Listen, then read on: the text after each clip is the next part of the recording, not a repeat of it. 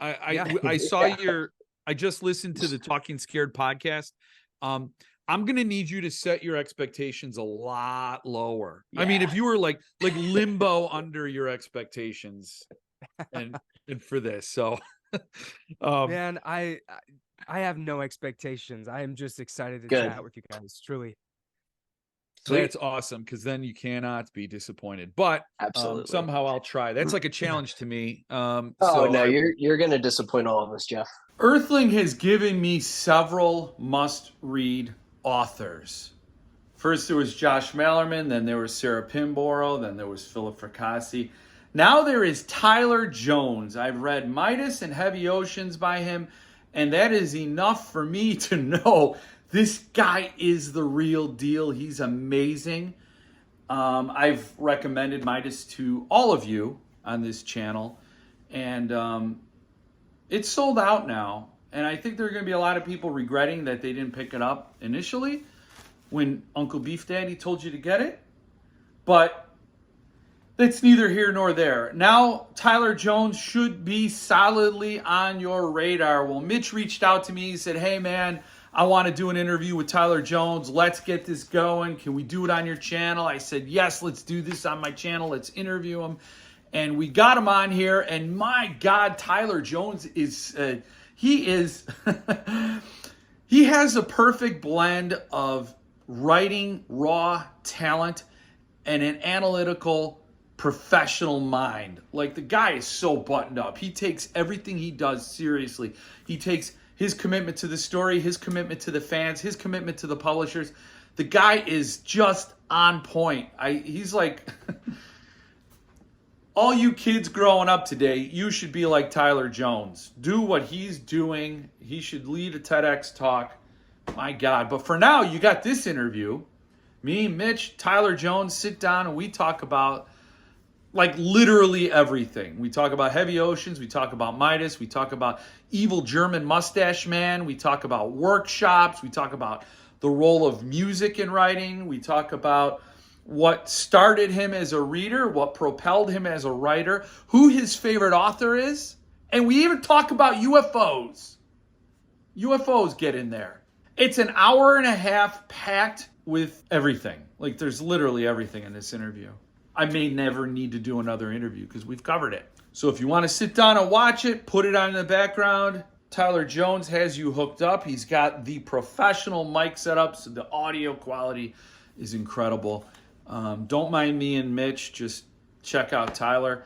So without further delay, here you go. Watch today. Didn't mean to make that a rhyme. Tyler, thank you for joining Mitch and Me. I put Mitch first. Yes. This is Mitch's deal. This is Mitch's I'm deal. more important. Yes. Is that the name of the podcast, Mitch and Me? Oh, that's not bad. Kind of like Mitch Mac and and Me. Son of a Remember that Mitch? old movie? Yeah. Mac and Me, classic. Oh, Mac and Me. Oh, Mac and Me. Mitch I mean, and we will be talking about, and I was worried. So, like, I want to talk about Heavy Oceans. We want to talk about all your stuff, and yeah, I like to know, just like we talked about before we started recording. We actually have it, but what we were talking about making the beer, I like to know what goes into these books. I'm always fascinated by the author's mind. How does that operate? Why do you put it together? Like, how can you put it together so perfectly, at least by the time I get to it? And but I also don't want to spoil anything for people, so I don't know how that works. Yeah, that's a good question. Because I used to worry about that a lot more than I do now, because I think there's something organic and natural just about talking with somebody who's read and enjoyed the book, and whatever comes up in conversation, I think is, if we're a little cautious about giving certain things away, that's okay. We'll have like a signal, like a safe word if you go too far. It'll be Rapture. Mitchin. I'll say it's Rapture, Mitchin, yeah. man. Mitchin. Rapture. There you go. Yeah, because I mean, there are certain things, like I love to talk about how it made me feel, and some scenes and some of the creepiness, but I think talking about, like, even in my review on Goodreads, I wrote I didn't want to even talk about what kind of horror it is, because there's this very specific word, and I'm like, But if you start reading the novella, you don't even realize it's going to go there. Oh yeah. Mm-hmm. Yeah, right. I might Yeah, have which said is the word tricky. in my review. You did, I think. And that's totally fine. That's totally fine because I think it's in the like the official description. And that's Okay, good. fine too, because you do want fans of that particular genre to be drawn to it.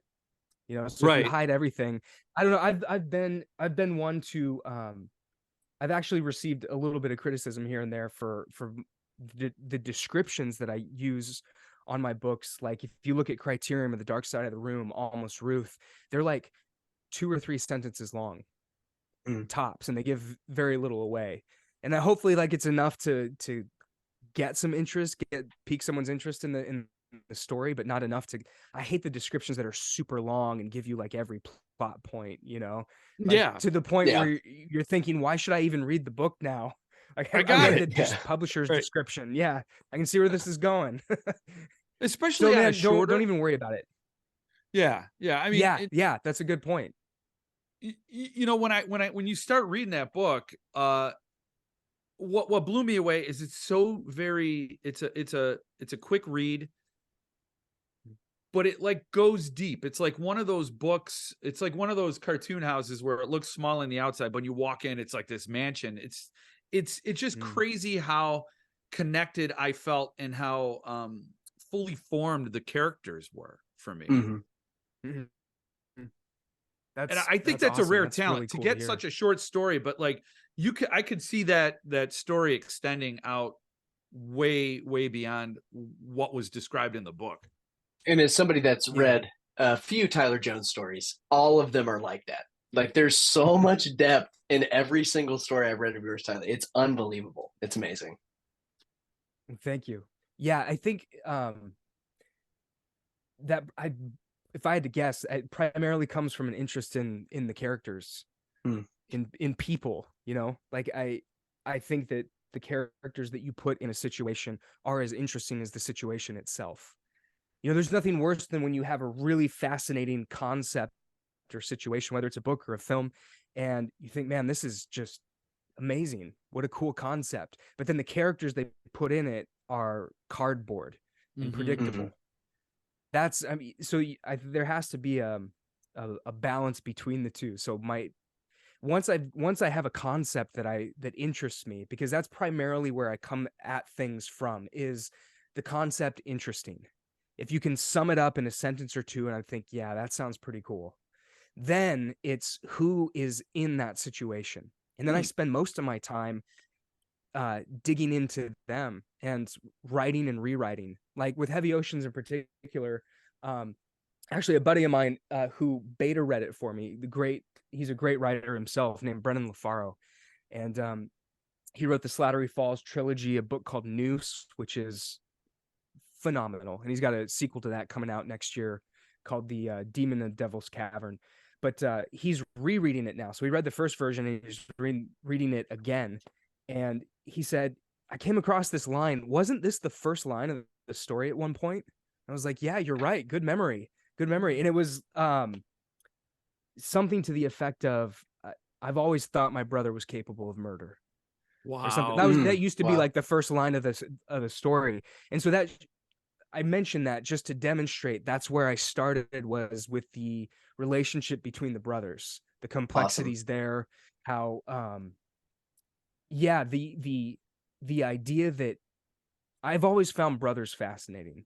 Like one of often the most cited story as a favorite from my collection, Burn the Plans, is a story called Trigger. And it's about 2 brothers. And then you've got Midas, obviously you've got brothers. And I've always been fascinated by the idea that you can have 2 people who are raised in the exact same environment who turn out totally different. Mm-hmm. And so Heavy Oceans was just putting that on overdrive a little bit. Oh yeah. But And that was the opening.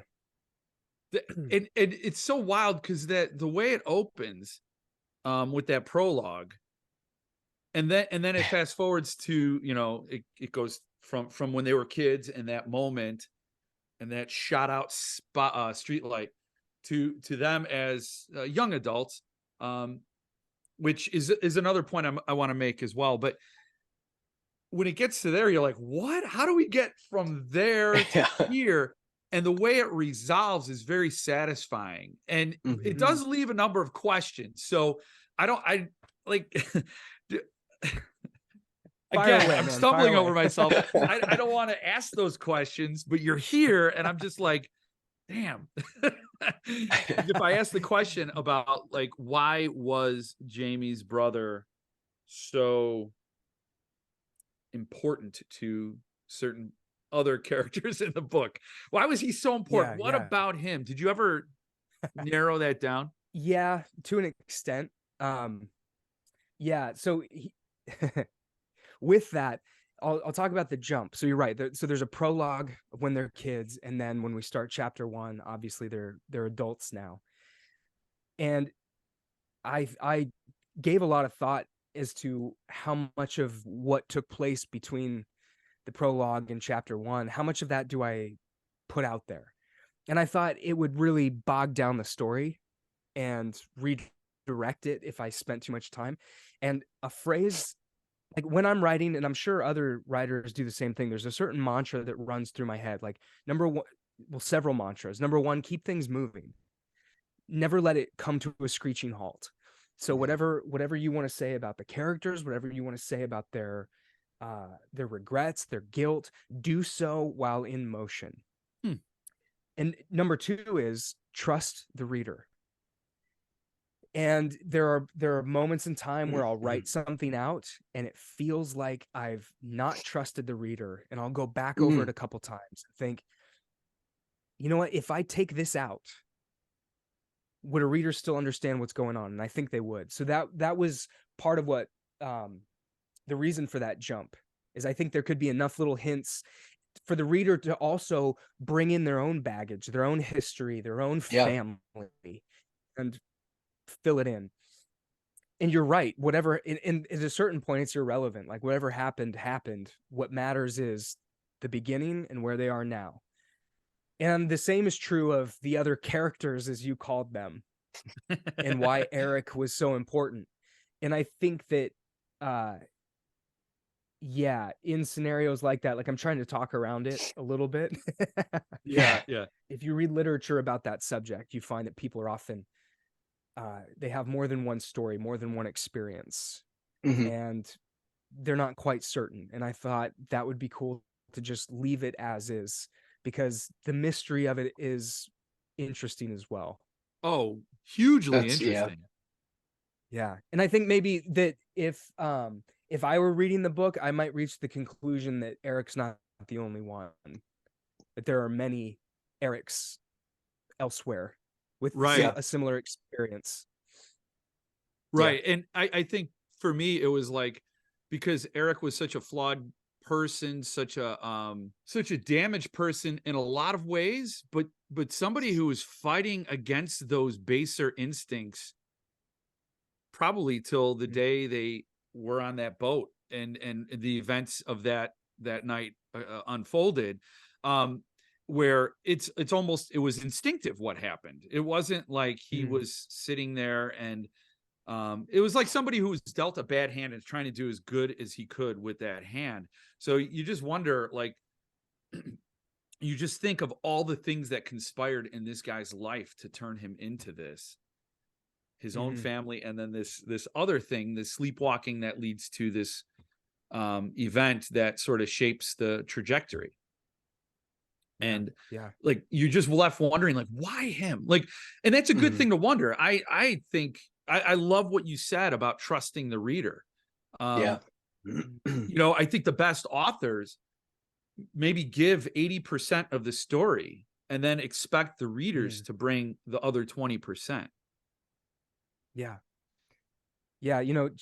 A lot of that I've learned from Chuck Palahniuk. I had the opportunity to be in a workshop with him with a small group of writers, So and cool. he's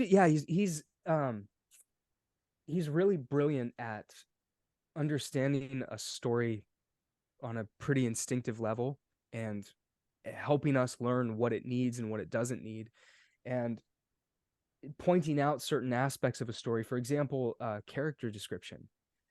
I've never really liked characters being described too much, and I Mhm. don't know why exactly, but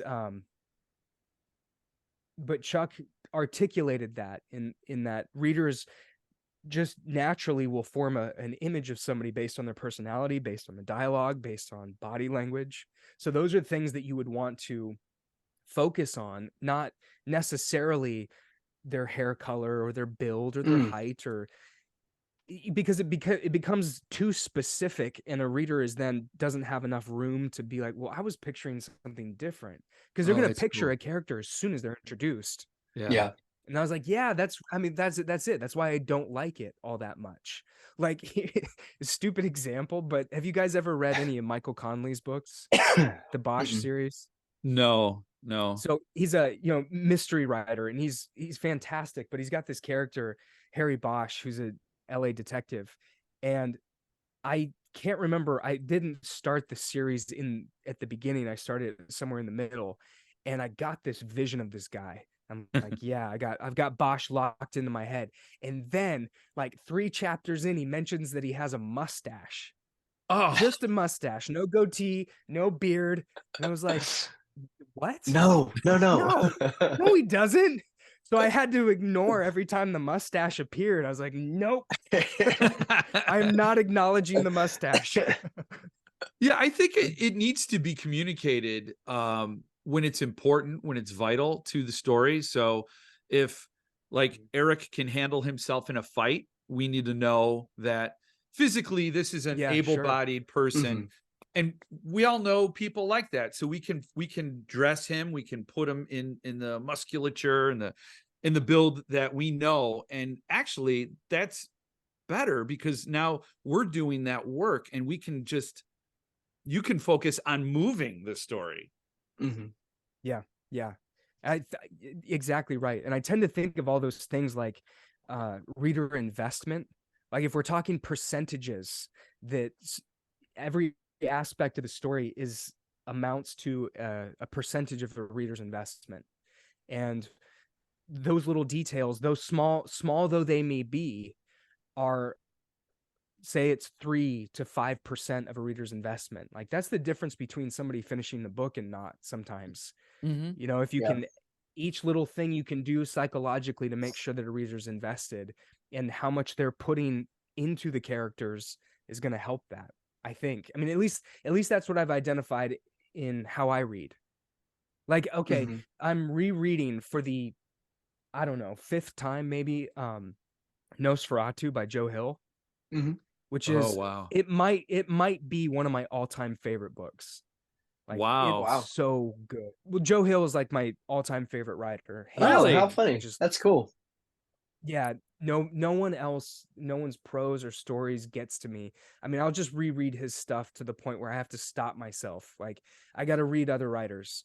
But have you guys read that book? Either of you? I've never read that one. I've read Horns.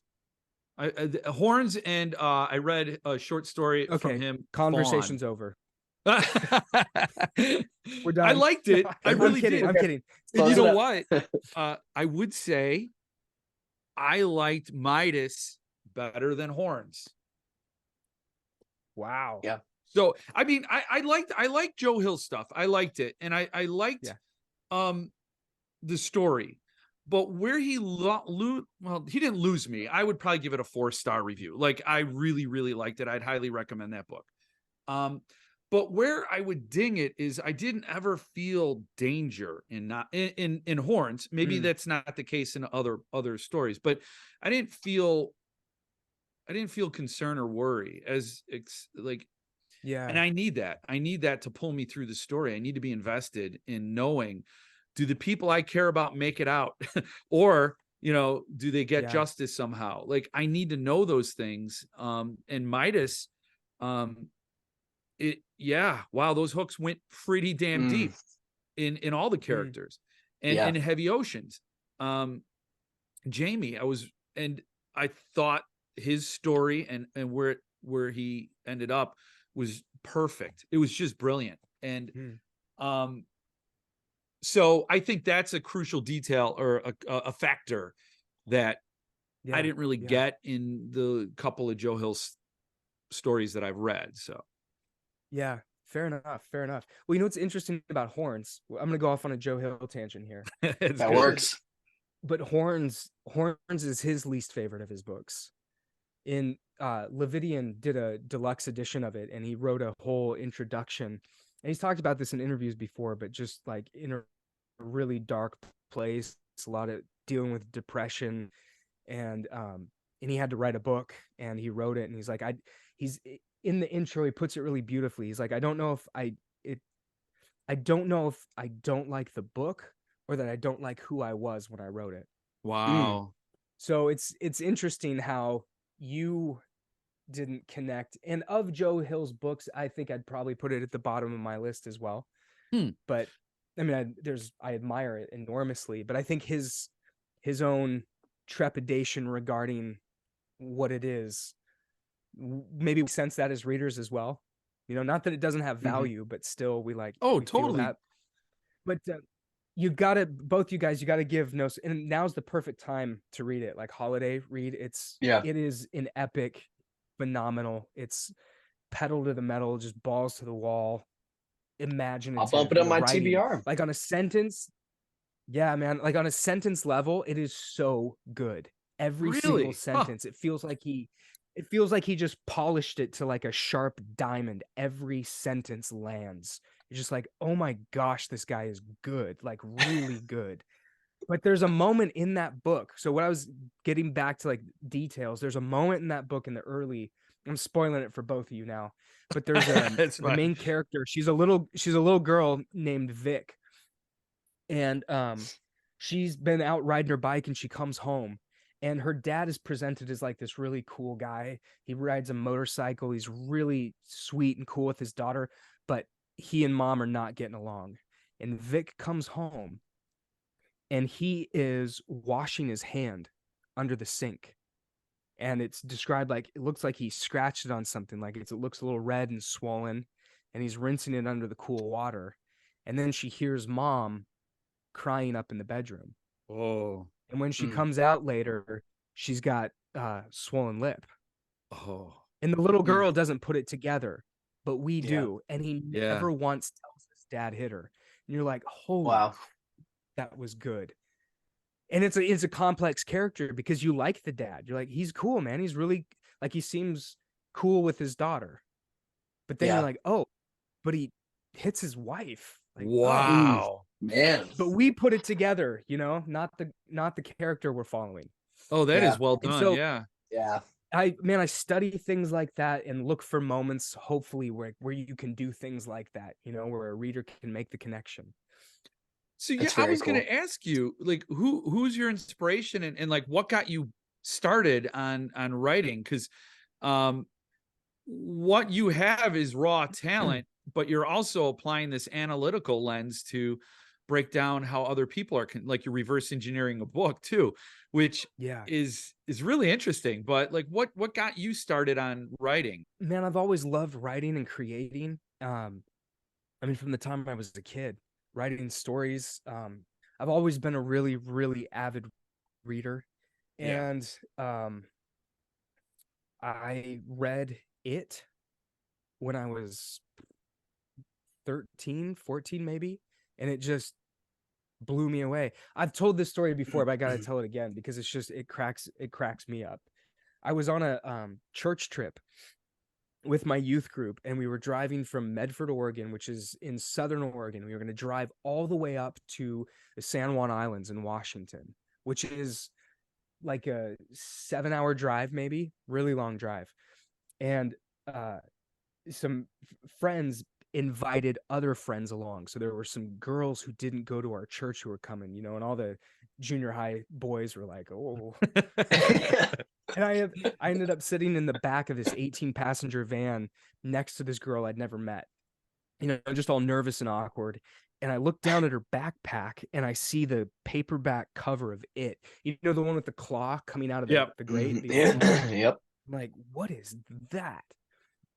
So I ask her if I can take a look at it, and I read the first couple pages, and before long, I'm just ignoring everyone and reading that book. And I read Yeah. it the entire trip. So it was like a 2 or 3 day trip. and everyone else was out kayaking and hiking, and I'm just in the cabin reading it. So as soon as I got back, I went to the library and checked out every Stephen King book that I could. Fast forward 10 years, and I started getting interested in um, John Irving. Mm. John Irving, I read A Prayer for Owen Meany, and then I read every single one of his books. And something about his language really grabbed me, and he has a lot of emotion in his writing. And from there, I got into Don DeLillo, Paul Auster, Philip Roth, Cormac McCarthy. And what I would do is, as I'd find a writer, and then I'd read their entire bibliography, every single book in order. Read no other writer but them. Wow. And at a certain point, I was also playing music at the time. So I played guitar and I was playing in some bands, and the desire to write was really strong. And I just realized that I couldn't do both. I could either, because I'd been playing music from the time I was a kid, and I devoted all my energy to that thing. And I thought the only way to get good at something is to focus on it with like a laser-like focus and do your best. So I set aside the guitar and the songwriting and focused on writing stories, because I knew that I would have to write a bunch of bad stuff before I could get good. Yeah. So I needed to give myself time and room to fail. And then at that point, the first stuff I started writing was like mimicry. I was super into Don DeLillo at the time, so I'm like, I'm gonna try and write just like him. Yeah. And then I'm gonna write just like Cormac McCarthy, and of course it's a terrible imitation. And I wrote a number of novels that just weren't very good at all because of that. And then my wife and I went on vacation, and I was like, you know what? I've been reading just like nonstop serious stuff for years. I want to read something fun. And so I went to a paperback store, like a used store, and I got Cell by Stephen King. And I read that. I hadn't read any of his books in several years. And it reminded me, this is what I miss about books. I miss this like page turner, creepy stuff. Like that's my heart. That's always where my heart has been. So that just clicked for me. Like that's what I need to be writing. And as soon as I did that, then the idea engine started turning, and what stories can I tell? What do I want to write? You did like a master class in literature. I mean, if you consuming the entire bibliography of an author, and when you said you're writing cheap mimicry, to you maybe reading it after you've read the entire catalog, but I guarantee if you shared that work with someone who wasn't exposed to, say, Cormac McCarthy, they wouldn't know. I mean, it's amazing when you read all the books that Stephen King has recommended, then you start to see where he got his ideas from, and then you're like, am I just reading? Because you're getting it all in there. I think what clicked for me was equating writing with music. So as a musician, like you listen to everything. I mean, most musicians do. I think listeners sometimes focus on a certain genre, like a metalhead. Yeah. That's mostly what they'll listen to. But musicians tend to listen to everything, whether it's hip hop, country, like you're always appreciating these different genres and styles. And then you incorporate that into like the rock and roll that you're playing. And that's why you end up with really unique sounds. So it was a point where I realized I don't have to mimic somebody because I'm not going to do it as good as they are. But if I can incorporate certain aspects, if I can identify what it is about their prose or their storytelling that I really connect with, and then try to incorporate that into what comes naturally. I have the benefit of, living in Portland there's a lot of great writers who live here. Jeremy Robert Johnson's here, Keith Rawson, Chuck, obviously, and a guy named Patrick DeWitt. Oh, and Willie Vlotten. Willie Vlotten's cool. Patrick DeWitt wrote a book called The Sisters Brothers, which is for sure in the DNA of Midas. And it's amazing. And he offered to read an early novel of mine. And he gave me a really good but simple piece of advice. He said, like your writing is so I can't remember the word he used, like frenetic or all over the place. Like it's really beautiful, but it's like just going bonkers. He said, tone it back and have moments like that like little bursts Mm-hmm. of this kind of stuff because it's too overwhelming. And that was when I was in my Tom's Pynchon phase. Because Thomas Wow. Pynchon is just, like, I mean, you crack open Gravity's Rainbow and you're like, what the hell is going on? This is just like Yeah.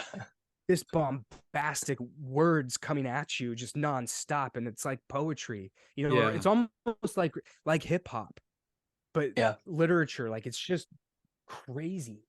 And that's what I was doing at the time. But that That stuck is with too me. funny. Like, be precise and have flourishes. That was the word he used. These flourishes in the paragraphs, but keep the rest of it precise. And so it's just pulling from all these different areas. So when you create a first draft, is it there already, or do you then are you brutal on the rewrite? The first draft now is different than the first draft 3-4 years ago. Even I feel a lot more confident in the first draft because I'm a lot more cautious about what I put on the page. That seems like it could be dangerous, though. Well, it could create paralysis if you're like really cautious about what you put on the page. How do you walk that line, that tightrope? The story. Does this serve the story? That's the primary goal. Does it serve the story? Because it's a lot to ask somebody to read a book these days. Yeah. It's a little disheartening how the attention span, the distractions, all this stuff, that's been talked about ad nauseum. But I mean, readers are special people, and there's something specific they're asking for from the writer, and so I really take that seriously. And it has to interest me. So it's a good point. Like, not so cautious that I won't allow myself to make mistakes, and I cut a lot in rewrites. But it's asking, does this serve the story? Like, okay, an example, I'm writing a new book right now, and I'm about 60,000 words into it.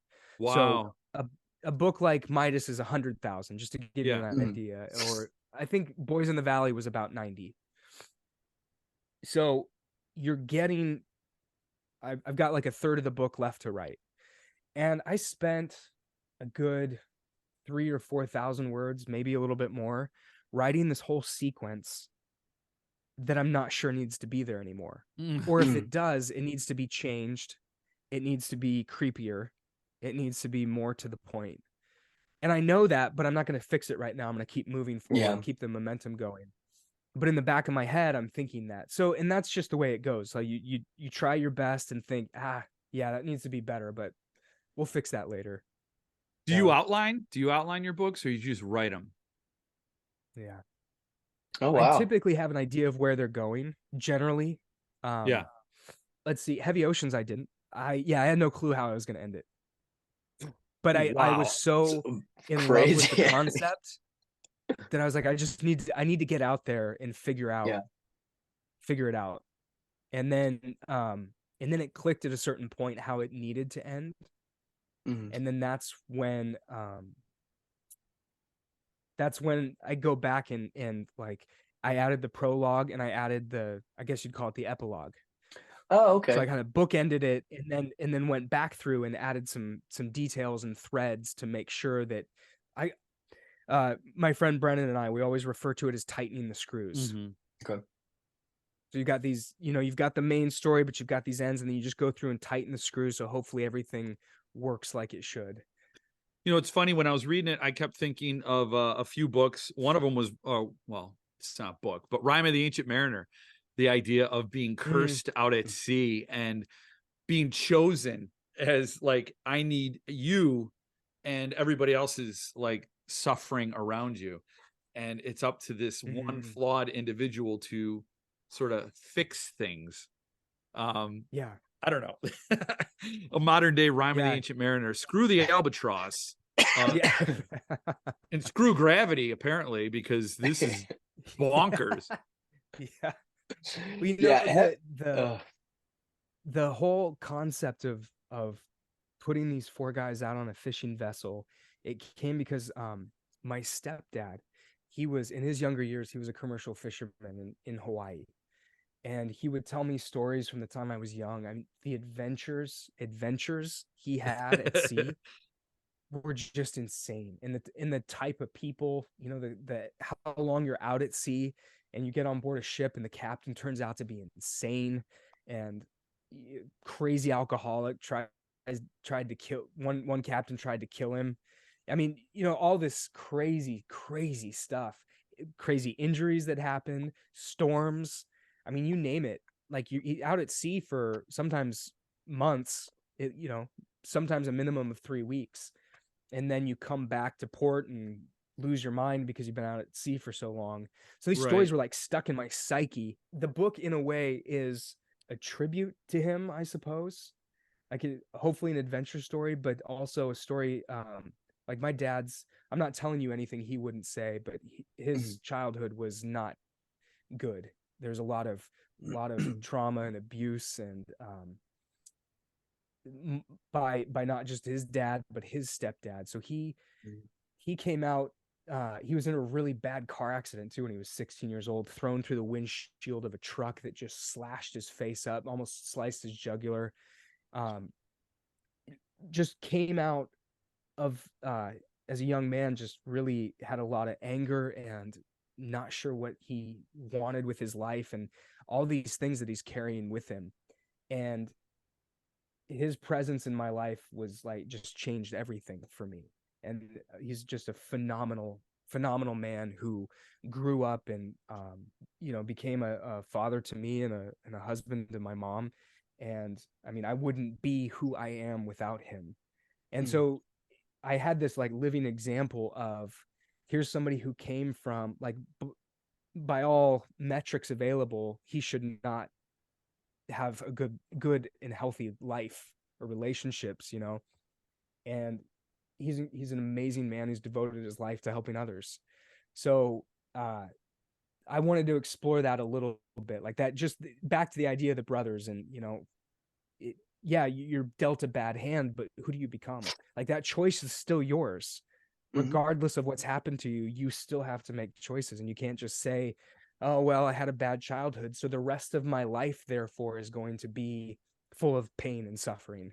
At some point, you just got to say no. And I've always been interested in the writing of Carl Jung, the psychologist. And that was his whole belief system was, whereas Freud said, like, we are everything that happens to us. Jung said, no, I'm what I choose to become. Yeah. That definitely comes through in this book, because, and I've had a very similar experience. My father's father was absent, and when he was around, you didn't want him around. And so my father grew up in some of the Chicago housing projects, and here and there, and always moving around. And what he did was he stopped that cycle of alcoholism, abuse, and just evil, basically. And he stopped it. He was a great dad, but he brought it like kind of back to zero. And I look at my job as a dad to pick that ball up where he put it down and carry it forward, so my kids could say, well, he did better than his dad, I'm going to do better than him. And and that's how I want it to go. And that totally comes through in this, because one thing that did strike me is everybody talks about coming of age as in like children maturing or realizing that the world is full of teeth or whatever that is, but it's usually children to adulthood. But there are many stages of life that can be identified as coming of age. And for the characters in this book, particularly Jamie, it's becoming that dad and recognizing those patterns. And for me, that was sort of the key to the whole thing for me in the book. Man, it's a great point. I've long had an interest in those transitory phases, I suppose. Like we set, 18 or 21 as these ages that are marks within a life, like usually, or 16, 18, 21, usually by when you can drive, when you can smoke, when you can drink. Mhm. Those moments when we think, well, when does a person become an adult? It doesn't just It's not a happen. year. It's not a day you Yeah. can point No. to on a calendar. Yep. No, and it's not a line that you cross and all of a sudden I am adult now. Right. It's this learning period, and usually the learning is pretty painful. Mhm. And I think of that, like maybe that stuff becomes more apparent like um when you're married, and all Yeah. of a sudden the childish selfish instincts you have become really clear. You're like, oh wow, like I need to change and grow if I'm to be a good husband. And then again when you become a father, like wow, Mhm. the self diminishes a little bit and we become fuller, more complete humans. But there's always a process because we all know people or have been people who resist that growth, and it's not good. No. When you're like 38 years old and you're not taking responsibility seriously, or your wife's having to constantly clean up after you. It's like, that's cute when you're 13, but Yeah. not anymore.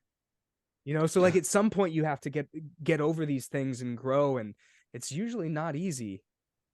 I mean, I think some of us are better at it than others, but some of us Well, it your takes it characters takes in this time. book, the Eric, both Eric and Jamie. Jamie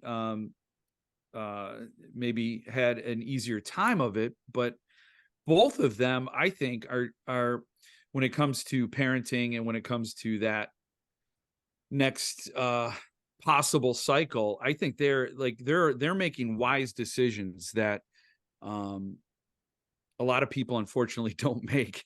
They're Yeah. they're really struggling with it, but they're also trying to do the right thing. um yeah, I feel like I'm hogging it all, Mitch. I don't know No, if you dude. have anything you want to ask or talk I was about. I'm just just thinking the same fascinated by thing. this. No. Yeah, I mean, I'm just having a good time watching you guys. So, Jeff, I watch your videos all the time, so this is just like me getting to watch it live. You're It's just great. sitting in the room now. Yeah. Yeah, I've got my beer. I'm good.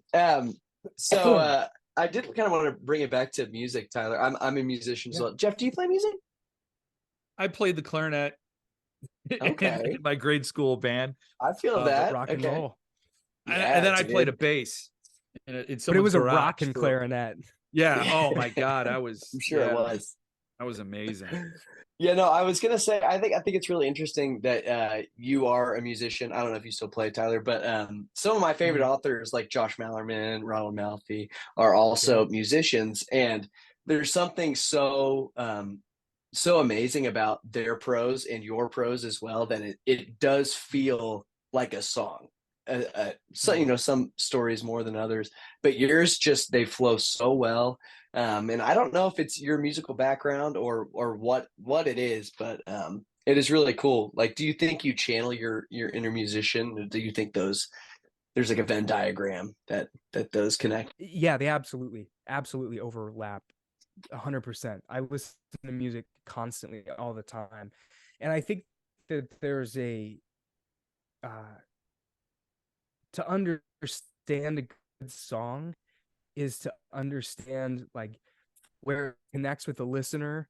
Understanding like a really good song um hooks you from the beginning, and then it's got a verse that is catchy, but then it lifts at this chorus often. I mean, I'm generalizing, that Yeah. makes you want to hear it Yeah, again. And there's a repetition to it as well, where it goes back down and then lifts again. And understanding that and trying to incorporate that into words and storytelling is absolutely part of it. Yeah. And paying attention to lyrics a lot as well. I think that there's a lot of interesting turns of phrase that can be inspiring. mhm, Like Bob Dylan's really good at yeah, that. He uses a lot of just interesting combinations of words that uh, they hit. And like my favorite band of all time is Oasis, okay, which yeah, they're not known for their insightful lyrics, but in some of those nonsensical phrases, even I find inspiration. Just trying to keep the yeah. flow, and a good musician, like if you listen to Radiohead. Radiohead It's is my a favorite one band. beautiful. Oh, is it? Yeah. Excellent. Excellent. Okay, here's an example then. 15 Step Yeah. from In 5-4. Rainbows. Uh-huh. Yeah, like phenomenal. And you realize how much each musician is holding back, and how the Mhm. bass comes in and out. And you Mhm. almost don't even notice it until it comes back in because you took it away. Yeah. And when Hmm. it comes It's so back, you're like, true. oh my gosh. So Yeah. understanding those kinds of things I think can be really useful. Is sometimes you don't know how important something is to a story until you take it away. If you had the bass Mhm. just chugging along the whole song, Right. it just blend into the background maybe. But the Mhm. way that he pulls it and then gives it back, it makes it more obvious and apparent and draws Yeah, it's attention to all it. about those dynamics. It's so important. Yeah, I love that word, dynamics. The prose and the story dynamic. Yeah. And it's about pacing too. It's about rhythm and pacing and understanding when the reader is ready for something and when the story is ready to deliver something. I think um I could see that because Josh Malerman, I think, is one of those authors who um the music is right there. It's so evident in what he writes. If you read Ghoul in the Cape, Mhm. that book Mhm. is one long song. The way that just rolls, it's like there's that natural rhythm to it, and that way it just flows. Like you feel it's many different words, it's many different things happening, but you just feel like you're on a current. And for me, I think that's Yeah. the closest I can come to seeing the music in it in writing. Um, Yeah. but I could see how that stimulates your creativity and actually creates, because emotion is such a human thing, and then you just transplant it into the book from the music. Yeah. Mallerman's interesting because he writes with music playing, Mm-hmm. and Mhm. I couldn't do that if I tried. I Could you Really? need do it? like Could you oh do it yeah, yeah. with just instrumental, or like, because I can understand you can't do it with lyrics, but You need silence? Yeah. Yeah, really, That's totally. wild. Yeah. I think anything else that would inform how I feel, uh yeah, Okay. I'd key into the music. I think I'd be distracted by it. I And understand music, that. even instrumental music. I mean, you think of a film, the soundtrack often alerts you to what you're going to feel Yeah. before the film shows you the thing mm-hmm. to make you feel it. So we react emotionally even to the instrumental music. Um, And I yeah, bet a big part of that yeah, is I need also silence. because you're more of a pantser, you know? Like I feel Yeah, like it if could you had an be. outline, maybe you would be able to, focus on those hits. Doesn't really matter what you're listening to. But but yeah, that Yeah, would make sense that you would be more in tune to what you're listening to, and it would be, kind of inspiring what you're writing. It makes sense. yeah, yeah. And I like like I don't mean to sound I don't want to sound pretentious, but it is, man, I'm thinking of this for the first time, so I hope it comes out right. It becomes a mental exercise as well. Like, okay, here's an example. I was writing last night, and there's these two characters, and there's a violent event that takes place, and I knew how I was going to end the chapter. So this violent event happens, and then these characters are on an unmoving train. And as soon as this happens, then the train like lurches into motion, and one of the Mm, characters loses his balance and the train's off, and they didn't know it was going to be rolling down the tracks. So it's a now I've introduced some tension because they're on a train that they didn't think was going to go anywhere, and it's going somewhere. And that's where I was going to end it. And because I was thinking of the characters, okay, the violence is over, and now I've got these two people, and we're focused on one character, and he looks at the other character. So then I have to think about what is this person's reaction to what just happened. And as soon as I focused on the other character, a whole other scene Mm. unfolded mm, between these two people. So everything came to us, it slowed down, and there's this really emotional, like I felt what was happening between these two people. Like this other person is basically saying, make this okay somehow. what just happened. Hmm. And this other character's trying to like, okay, how do I make this okay? I don't know how. And he tries. And it becomes this really emotional, character driven moment that reveals something about each of them. And the only way that that happened was me stopping and really, really thinking about what someone might feel in that situation. Mm. And then so I had to dig into myself and I just think for sometimes 3 minutes and try to tap into the emotions and then channel it through these characters. And I don't know that I Wow. could do that if there was something playing in the background, because I need those Yeah. moments of, it really is like, it not to sound pretentious, but it's like digging down into what we as humans feel, and how do you put that into words? How do you put it into facial expressions? It's not always easy, Yeah. you know. And sometimes I hold back, like in Heavy Oceans, like I want there to be the right amount of emotion, but I also want it to be propulsive. I want it to keep moving. So I Yeah. don't focus a ton, but in like a longer work, like a novel, where you're asking readers to follow characters for 400 pages, I think that it deserves that space for those kinds of like, here's exactly what a face looks like when it collapses into pain Mm. and tears, Yeah. you know, and how Mm-hmm. put it Mm-hmm. on the page as best I can anyway. And that takes, at least for me, that takes some internal excavation, I guess. Yeah. Well, I So if think you did music it. were playing, I don't think that would happen the same way. Yeah, I get that. I think you did it really well in Heavy Oceans. I don't think I was robbed of any depth. Clearly, I mean it did feel like these characters for a shorter work were well defined in my brain, and maybe it's because I Mm-hmm. know people like that, but I really Yeah. related to them, and I thought they felt fully formed individuals, um, and it was both plot driven, but it's also character driven. It was, Yeah.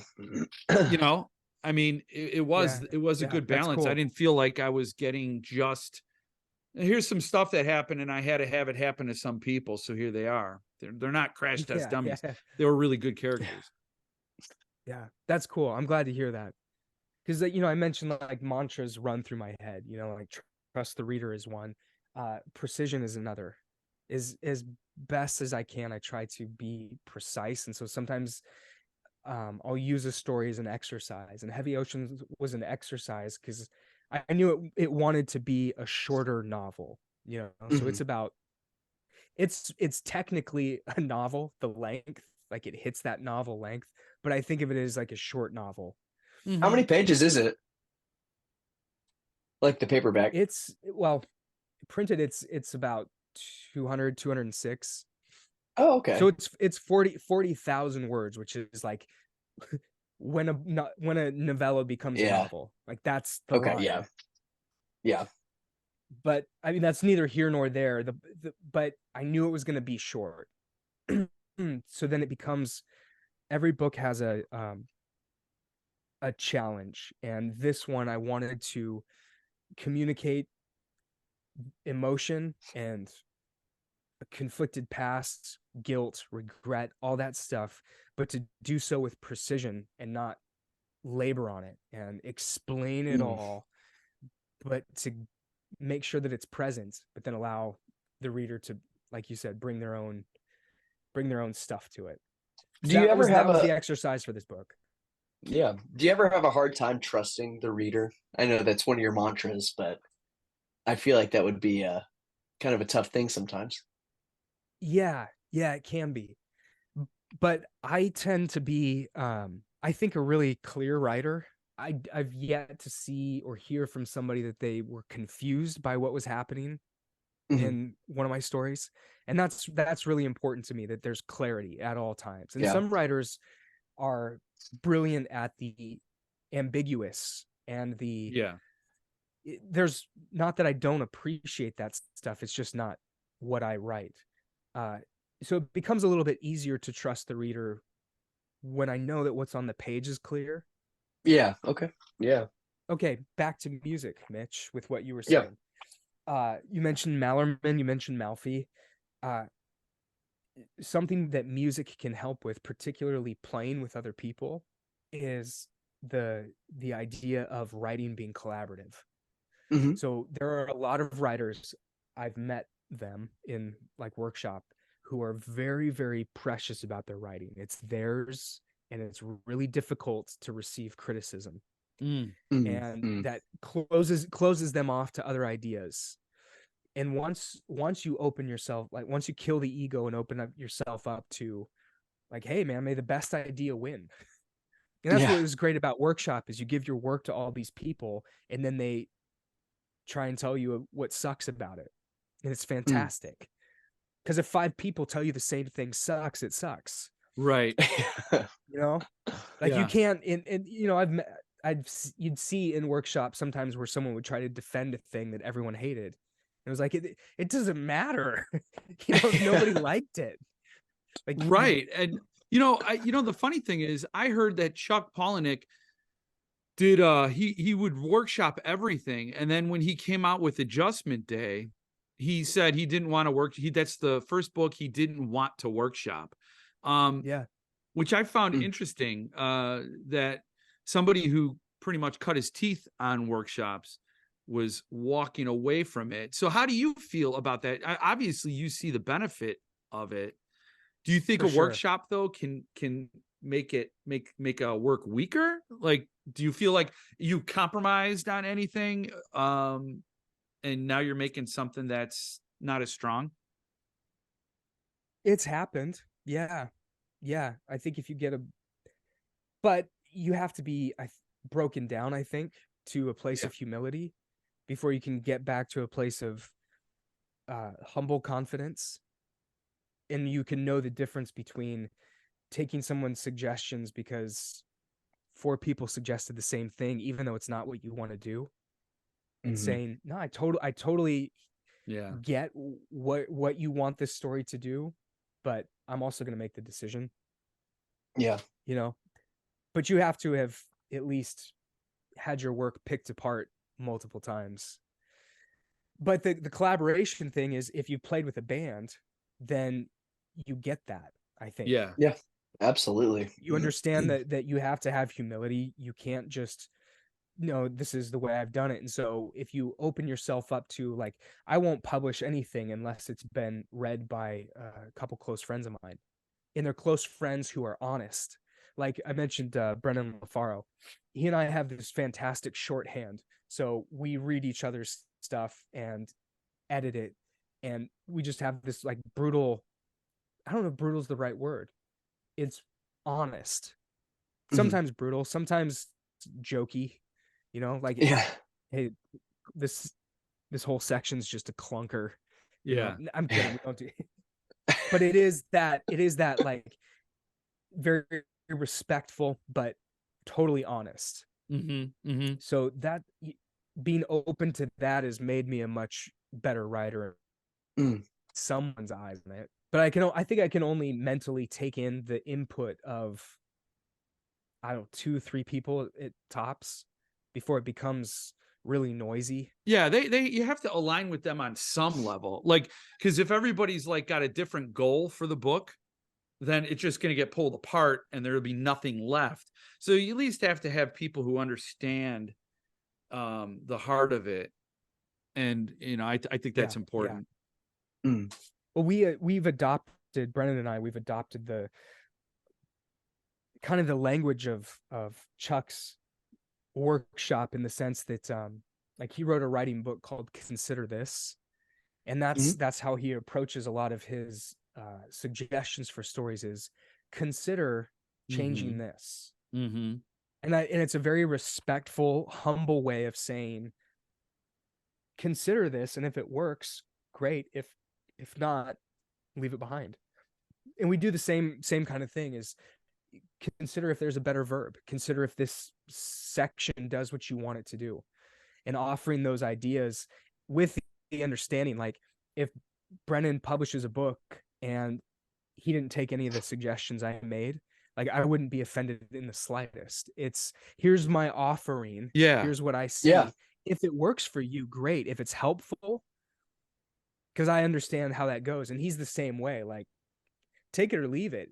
It's just Mhm. an idea, and if it gets you somewhere helpful, awesome. If not, oh well. I was in a writers group once, and this guy came in with this piece of writing, and it was written basically like it wanted to be a screenplay. He wrote, Rebecca walks in. She's 5'6", black hair, blue eyes. He would go through a description of the character.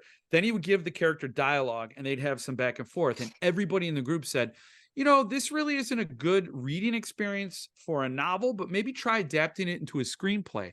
And he wouldn't listen. He wouldn't listen at all. So the next week when I went back, I had taken that week and I wrote what he wrote, but I made it a story to show him, like, here's you're telling people, now you need to show them, like, let's make it a story. And I presented that as my piece of writing for that week, and the guy never came back. So it was Oh, what was a funny. shame. Yeah, Workshops people. can be tricky. I can understand why Chuck decided not to workshop Adjustment Day, because I'm sure at a certain point, but he still will have. There's a friend of ours who lives here in Portland that he has edited his stuff before he even sends it to his publisher. Yeah. So it still goes through another set of really critical eyes before it even gets sent to his agent or his publisher.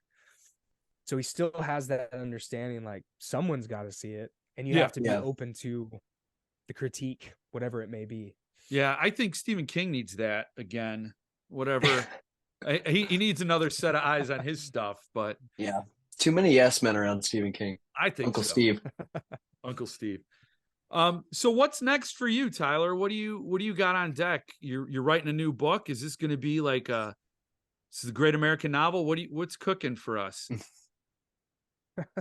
It will be an American novel. Yes. Okay. I'm sure it'll be great too. So Oh, it'll be great. Yeah. Let's see. There's something. I hate it when writers do this, and I'm about to do it. There's this thing I can't announce, and there's this thing I can't announce. yeah. But no, truly, I can't wait. I totally understand that. There's yes, I'm working on a new book at the moment. Hope to have it the first draft done by the end of the year, and then I'll go back and really rewrite it. I'm deciding to really take my time with this one. Not that I haven't taken time with the others, but I don't know. There's this how do I put this? I've noticed that in the book world, there is this tendency that I'm seeing, and I maybe found myself getting sucked into it a little bit, that this need to be relevant in a moment comes from producing a lot of work. And I don't know that that's useful for me, because what I'd like to do is really I take my time with everything. Like, I wouldn't release something unless I felt I was 100% happy with it, warts and all. Yeah. But I really want to take my time with this and not give into this. I think we've probably all seen it all online. I released 4 books this year. Yeah. 4 next year. Like, I really want to just take my time, and this sounds crazy, but I want to write this book, and then I want to go through it sentence by sentence and make sure every sentence is exactly as good as I can make it and as creative as I can make it. So I'm going to take my time, and I don't know how. I think the first draft should have some momentum to it, but then I'm going to really, I don't know how long that's going to take. Maybe 2 months, maybe 3, maybe. So 4, is this a who book you've knows? already sold? No, not yet. Okay. No. So right now, my agent, Philip Vicassi, and I, we share an agent. So our agent is trying to sell Midas right now. So has submitted it to some bigger publishers to see if they're interested. Yeah. Yeah, I was going to ask see. about that. It's More people need to read that book. Dude, it's I so appreciate good. that. I hope so. I hope it has another life. And I feel so blessed that it was able to have the life that it has right now with Earthling. Mm-hmm. I think Paul just does. He's just such a beautiful soul. and he really puts a Yeah. lot of love into what he does, and he's very nurturing and caring throughout the process, and I couldn't ask for more than what he's given this book. Um, but I do hope that it gets to have another life like Boys in the Valley, but it's not up to me. So I feel like it Yeah. has peace with it, like it's out, and I'm so proud of the edition that we put out. I'm just hopeful that it can have a wider release, and it will to some degree. What that looks like yet, I don't know. But you've got Boys in the Valley, and then you've got like Marla, Jonathan Jans, Mhm. and a lot of publishers don't want to put out a book that's already come out through a limited Right. press, which is ridiculous. Oh, it Yeah. I is, don't especially when get you talk that about Like, at oh, all. the small print runs. It's not really a threat to a big publisher, and I think people are going to find out about Midas, and then they're going to want Mhm. it. The demand, it's like 500 advanced review copies almost. Yeah. It sort of Yeah, sets yeah, the stage. It's already well regarded by everybody who's read it. It's almost a non-gamble for a big publisher to take on. It's yeah, vetted. yeah. And then, well, you've got big publishers. They don't seem to have a problem with releasing deluxe editions of books that are already out. Yeah, Right. You know, Yeah. Mhm. which is kind of a weird thing, but it because is. that counts against the advance, which I learned recently. Oh, Oh, Which is really? neither here interesting. nor there.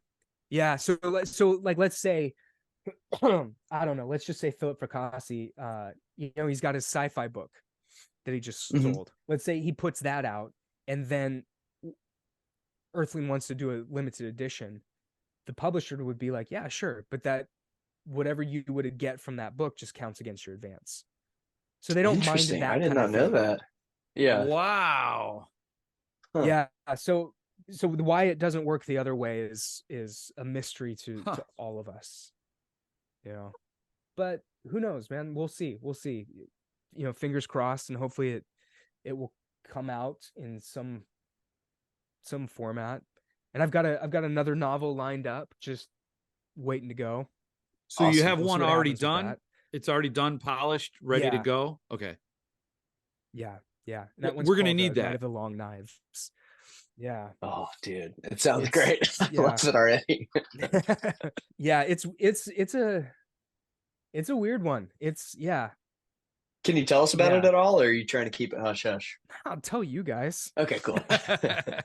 Yeah, yeah. So Night of Long Knives it's about this guy who's lost his wife and daughter in a terrorist event, and he becomes a paranormal investigator, where he takes a subject or a particular paranormal moment in time and investigates it and writes or creates a YouTube video about it. So he's more like an educator than an actual investigator, but he really dives into these events and then makes these videos. And he becomes obsessed with like large scale violent events. And he ends up being contacted by someone who's mysterious, who wants him to find a specific object. And it ends up having connections potentially to other events. And I'm not doing a very good job describing this because I've never described it Yeah. before. Yeah. But this paranormal investigator, he begins to think that what he's tasked with looking for is the rock that Cain used to murder Abel. Oh, it's Oh, cool. And then it's been dude. passed down through history and is responsible for events of mass murder and Oh genocide and my God. violence. That is cool. It sounds so good. Mm. But yeah, it's kind of a cross between like true crime a little bit. It's got Mhm. these elements of true crime investigatory storytelling mixed with like this kind of bonkers supernatural stuff. Sounds awesome. So yeah, so that one's on deck. And then I haven't even announced this yet, but it's I'm releasing a like 3 novella collection in early February. I'm just putting this one out myself. So Oh, it awesome. takes these little novellas from Thunderstorm, novellas that I've had that have been published in Thunderstorm books. Like I did a collection with them called Turn Up the Sun, and it takes the Turn Up the Sun novella. Their deluxe edition of Burn the Plans has a bonus novella. Oh, So cool. I'm taking these stories that I gave to them to make the books more exclusive. I'm going to collect those into one volume will That's be really called cool. Turn Up the Sun. Yeah, just so that Really other cool. readers can get them, Oh yeah, because those I don't like thunderstorms are very limited. Yeah. So, and it just, it doesn't feel right to have like a story just isolated to 150 copies and Burn the Plans. So Yeah, and Thunderstorm's like totally supportive of that stuff, which is way cool. that's great. Yeah, Paul, great. he's So another that'll be great coming guy. out. He is. Yeah, he is. He's so kind, just easy to work with. So are you going to give a time limit on Midas? If it's not picked up and sold, I imagine you could do the same thing with Midas. You could self-publish. You can get that out there. Yeah. That'd be huge. Yeah, that's a good question. I don't know. I don't know. We'll see. I would never say no to something. My approach with Midas from the beginning was I wrote it and I believed in it. And Totally. I saw so many different people self-publishing work, and I decided to hang on to Midas to see what could be done with it. And it's the book that connected me with Paul Miller. It's the book that got me an agent. So my approach has always been, let's just see what it can do until we've exhausted all avenues. And then at the very end of that line, I'd be more than happy to put it out myself, but not until, and that was my approach, is like, I will not self-publish this until I have queried every single agent on planet Earth, until they've all rejected it. Then I'll give up. It's a brilliant book. It's my personal book of the year. Like truly, it's unbelievable, man. Wow. I hope it Thank you. finds another home. I'm even more old school than you are. Oh God, I need to get one of those. The first That's the galley. OG art. Yeah, galleys. Black Sorry, and Paul white. calls them galleys. You can call them arcs. It's okay. Okay. But yeah, we'll see. And I went to self-publishing. I had written Midas predates everything else that I have out right now. Really? How funny. Yeah. So it was written before Criterion, before The Dark Side of the Room, all that. Yeah. And then when I wrote Almost Ruth, it didn't dawn on me until like halfway through writing that book that it takes place just on the other side of the forest from where Midas takes place. Yeah, that's another fantastic story, man. Almost Ruth. I was telling Jeff the other day, we had like a Zoom hangout sesh, and I said that Almost Ruth is one of the greatest examples of the use of a motif that I've read in maybe ever. And I was like, man, if I was like a high school English teacher or college professor, I don't know, I'm pretty smart. I would use that story to show like students, this is how it's done. And it would just like make them fall in love with reading. I've already thought this through in my head. I'm going to become a teacher after this. I can't wait. Right on. It's wonderful. So much, yeah, man. it's wonderful. I appreciate that a lot. Yeah, I'm gonna have to get a copy, obviously. Yeah, it's great. I think readers who have read Midas, I think they'll maybe get a little bit more or see, like it's almost a companion. That's the word. It really is. It's a companion novel. It really is. And it has connections to Night of the Long Knives. Oh, scoop! Yeah, that's awesome. Now, Night of the Long Knives, isn't that an actual historical event? It is. With World War II. Okay. It was ringing some distant bells. Was that when they were trying to assassinate Hitler? Close. So Night of the Long Knives was when Hitler was coming to power. That there's some historical discrepancies and arguments, but at least it began on one particular night where all opposition to Hitler, like political and military opposition, were either assassinated, disappeared, or kidnapped. So it was this very coordinated effort to take out anyone opposing Hitler's agenda so that his ascendance to power would be complete without opposition.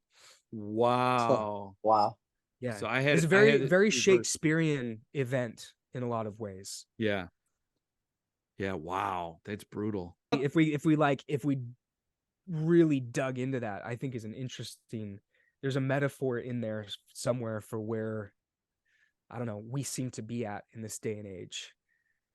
You know, Totally.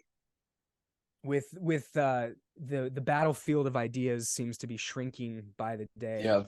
You know, and how we miss how vital that is to our existence and our intelligence as a culture. We need to be able to discuss and disagree and fight about it, and if you Yeah. just wipe out the opposition and like whatever it is to your idea, then it exists unchallenged, and that's not necessarily a good thing. It's strange to me because I've always loved not even debating. I don't or arguing, but understanding someone else. I mean, I could say, oh, for me as a writer, that's important, and it is. But for Yeah. like me as a human, I've always appreciated those conversations. When Yeah, in the someone's exact same way. Yep. like, yeah, diametrically opposed to your belief, whatever it is, like, cool. I want to understand why it is you believe what you believe and what you think. Yeah. That's really, yeah, fascinating. Helps me understand you and how you think and how you reach conclusions that are different than mine. Right. Like Right. that's just basic. I don't know, like human or emotional IQ even. Mm-hmm. Like that's a weird, it's just a strange thing that seems to be vanishing. And also, if somebody has a vile opinion or something really hateful, I'd rather they didn't crawl under a rock and hide it. Like, let's air it out. Let's Yeah, get totally. you know. But yeah, And what's that's so bad about that? Like that's the other strange thing, isn't it? Like that idea might be exposed to people. Like Yeah. yeah, isn't right. that the Mhm. point? Right. Let's Because do then they it. can Yeah. be challenged. And I feel like we've held you upside down over a hole in the ocean for 90 minutes now. I don't know if there's anything else. Wish I said spoiler. I don't know. Ah. That was wild. Oh, by It's the all way, good. yes. It's all good. Now that I'm there, did and I might not put this in the final edit, but did you okay, so I don't know if you've seen it, but they've released alien UFO footage of crafts flying at crazy speeds and then diving into the ocean. Did that I've seen it all. I've seen it all. have If you? if you're using the word UFO, I've Oh, seen it. really? Yeah. Yeah. No, that didn't, the idea predates that particular footage. But the fact that that footage was released just made me so happy. Because I Yeah. thought, they were saying maybe these craft aren't coming from another planet. Maybe they're here and they're in, like, they said that craft hit the ocean and was doing speeds we can't replicate underwater, and it was amazing. So Yeah. when we ended up in the ocean and there's that alien connection, I was like, oh, that's cool. Yeah. Yeah, and there's also the video, that they were calling the Tic Tac video that was taken by a pilot named Commander David Fravor. Is you see the video of this little Tic Tac just speeding above the surface of the ocean, but what he saw visually that's not recorded was it hovering above a certain point, and he described a shape just beneath the surface of the water that he said that this thing almost looked like it was docking with, like just Wow. hovering right above it. And there's this massive craft just under the water that he could see the outline of. And he knew that it actually existed because the waves, the way the water was moving, like changed around it, the way that the water crashed. So it wasn't just like a shadow or something. It was a physical thing. That's crazy. I didn't hear about that. I love all that stuff, man. I Yeah, keep I a do too. really skeptical. Like I'm a believer. I believe in everything. Like, what do you got? Bigfoot, Yeah. Loch Ness monster, aliens, ancient aliens. Yep, I'm in. I'm in. Sounds awesome. I know. But it's more from like I enjoy it. I enjoy the mystery of it all. Yeah, when it comes when I was a kid, I would go to the library And I would pick out every single book that they had on UFOs, every single one, and I'd read them front to back. And I continued to do that for years. I've just always been fascinated with the subject. And like I have my own beliefs about how it all plays out, but it's just endlessly interesting and fun. I'm really glad that the government has taken an interest in it rather than this Right. just, oh yeah, it's nothing, doesn't exist. Like Right. releasing really unique videos. Like have you guys seen the video of the Mosul orb? No, There's a I don't think metallic, so. what is it, in Iraq, right? Mosul, I think it's Yeah. in Iraq. It's surveillance footage of this metallic orb just zipping across, and apparently U.S. servicemen have spotted these things hundreds of times. So it's not anything new, but they have this one, and it's things they've described. And yeah, it's like, well, what is it? I mean, you don't have to say it's alien, but it's something, and also Right. pilots describing orbs, spheres that seem to be encased almost in a clear cube-like structure that are hovering. They've described triangular UFOs, pyramid-shaped UFOs, all these Man. things that they are seeing constantly. Sometimes hundreds of them, buzzing around ships at night, like disappearing and reappearing. It's like, okay, well, if it's not extraterrestrial, then what is it? Yeah. What it? is it? Yeah. Mm-hmm. It's still a valid question, Yeah. And regardless obviously, of where we need to know. right. And whoever is piloting these things obviously belongs to a better species than human, because it hasn't destroyed us. Like Mhm. you think Yeah. if we had that For technology, real though. that would be a different story. But yeah, Yeah. it's pretty And wild. some of the details that I mean, I'm not going to go into depth about it, but some of the details about things in heavy oceans come directly from some books that I've read in the past about descriptions of how things might work Hmm. and their effect on the environment. And so Oh, that's how why cool. there's the quote at the beginning of the book, which for those curious, if you look into that, who the quote, the epigraph at the beginning of the book, the guy who made that quote is a very, very famous figure within like the UFO community. Some believe him, some don't. I find it all very compelling and interesting and great fodder for stories. Yes, as evidenced in Heavy Oceans. I appreciate you taking the time to sit and talk to us Yeah. about Thank you these so things. much. Shout out to Paul Miller. Just great Yeah. stuff, man. Just great stuff. I really want to see you continue to write, continue to make these stories, because everything you said about how you write and how you create is exactly the kind of thing I want to read. So Mhm. Right on. Well, thank you for that. And shout out to Philip Fracassi for, in a way, bringing us all together too. Oh yeah. It's Mhm. pretty cool. yeah, he's One thing I want to mention before we go, because you guys will appreciate this. I've been a fan of Phillips for years. I'm starting, I can't even remember the year, but for a long time. Okay. Been collecting his work, reading his work. And then one day on Twitter, he posts a picture. When was this? 2021 maybe, or late 2020. He posts a picture. I'd never met him, never interacted with him. Beyond like I bought a couple signed books from him at some point in 2020. Just, hey, if you want a book, DM me. Yeah, I Yeah. want one. yeah, Great. yeah. PayPal me. That was it. He posts a picture of his recent book mail, and the dark side of the room is there. And I'm Oh. like, what?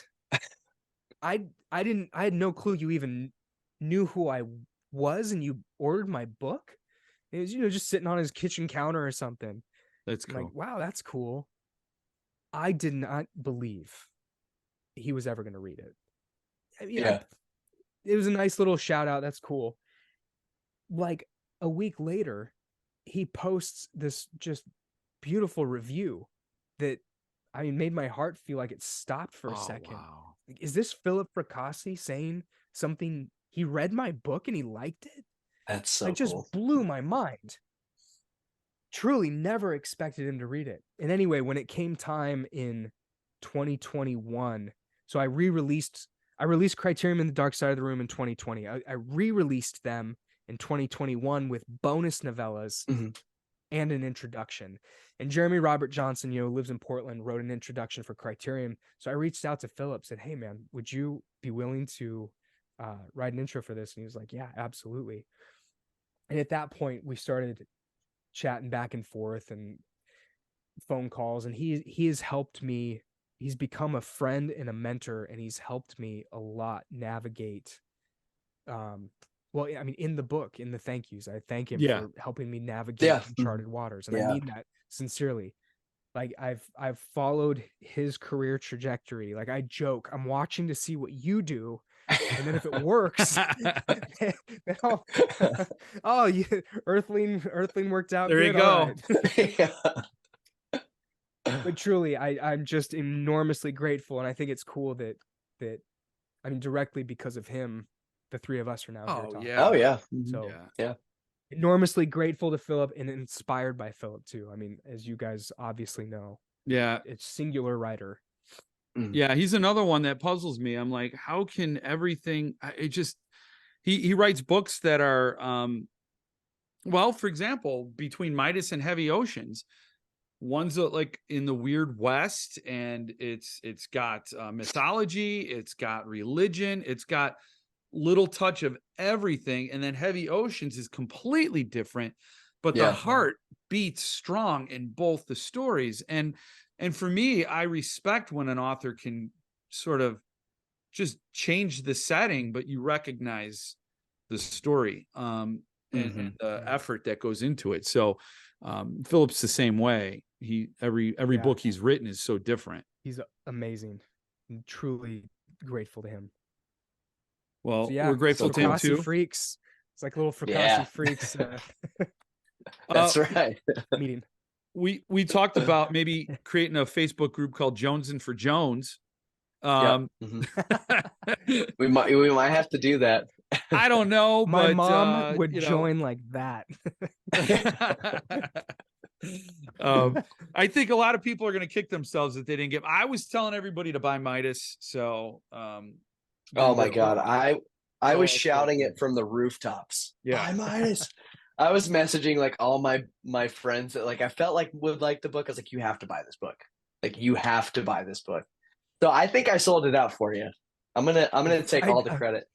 I think you should, man. Yes, thank you for that. And that's how it happens. yeah, I had a moment of I mean, I'd be lying if I said, you put something out like that and you just don't know. yeah, Mhm. You don't know.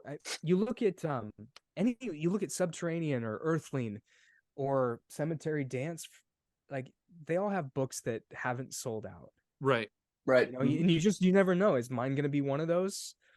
That's Right. not that there's anything wrong with that, but yeah, just enormously grateful to you guys and others who spread the word, and that really means a lot to me, and I'm so thankful, not just for me, but I'm glad for Paul that it sold out too. Oh yeah, for sure.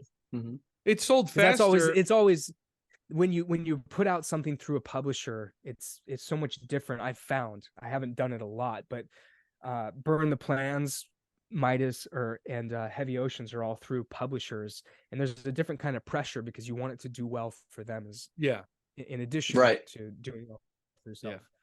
Well, Midas sold out faster than Glue in the Cape, which Yeah. surprises me. I mean, Josh Mallerman has his Bird Box became a Netflix hit, so Yeah. Yeah, and it Midas might be did. because it's that big. I know, but that That makes book is me awesome happy. though. Yeah, I loved Yeah. it. Well, thank you. Yeah. I feel guilty. I feel like we're holding them hostage. I appreciate every minute you gave us. I'm going to try to edit this, but I don't know what I want to edit out. So it's we'll see. We'll see how it turns out. I don't know. All right. Well, guys, thank you so much for Yeah, the thank you so invite, for the much. conversation. It's been a privilege. Thank you, Tyler. Thank you. So, Yeah, thank you, privilege Tyler. is all mine, And mine, Yeah. mostly mine. mostly Jeff's. Yeah. All right.